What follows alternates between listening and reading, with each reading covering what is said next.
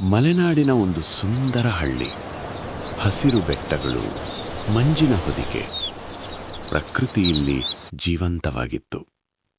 ಅಲ್ಲಿ ನೈಜಾ ಅನ್ನೋ ಒಂದು ಚಿಕ್ಕ ಹುಡುಗಿ ಇದ್ದಳು. ಅವಳು ಪ್ರಕೃತಿಯನ್ನು ತುಂಬಾ ಪ್ರೀತಿಸುತ್ತಿದ್ದಳು. ಒಂದು ದಿನ ಮಂಜಿನೊಳಗೆ ನಡೆದು ಹೋಗ್ತಿದ್ದಾಗ ಅವಳು ಒಂದು ವಿಚಿತ್ರ ಬೆಳಕು ಕಂಡಳು.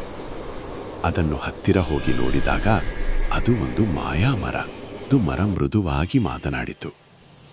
ಜನರು ಪ್ರಕೃತಿಯನ್ನು ಮರೆಯುತ್ತಿದ್ದಾರೆ, ಆದ್ದರಿಂದ ಮಳೆ ಕಡಿಮೆ ಆಗುತ್ತಿದೆ. ಏನು ಮಾಡಬಹುದು ಎಂದು ಕೇಳಿದಳು. ಜನರಿಗೆ ಪ್ರಕೃತಿಯ ಪ್ರೀತಿಯನ್ನು ನೆನಪಿಸು ಎಂದು ಮರ ಹೇಳಿತು. ಆ ಹಳ್ಳಿಗೆ ಹಿಂತಿರುಗಿ ಮರಗಳನ್ನು ಕಡಿಯಬೇಡಿ, ನದಿಯನ್ನು ಕಾಪಾಡಿ, ಪ್ರಕೃತಿಯನ್ನು ಪ್ರೀತಿಸಿ ಎಂದು ಎಲ್ಲರಿಗೂ ಹೇಳತೊಡಗಿದಳು. ಆಕಾಶದಲ್ಲಿ ಮೋಡಗಳು ಕೂಡಿದವು ಮತ್ತು ಮಳೆ ಸುರಿಯತೊಡಗಿತು. ಹಳ್ಳಿ ಮತ್ತೆ ನಗತೊಡಗಿತು. ನೈಜಾ ಆಕಾಶದತ್ತ ನೋಡುತ್ತಾ ನಗುತ್ತಾಳೆ. ಪ್ರಕೃತಿಯನ್ನು ಪ್ರೀತಿಸಿದರೆ ಅದು ನಮಗೆ ಜೀವ ಕೊಡುತ್ತದೆ.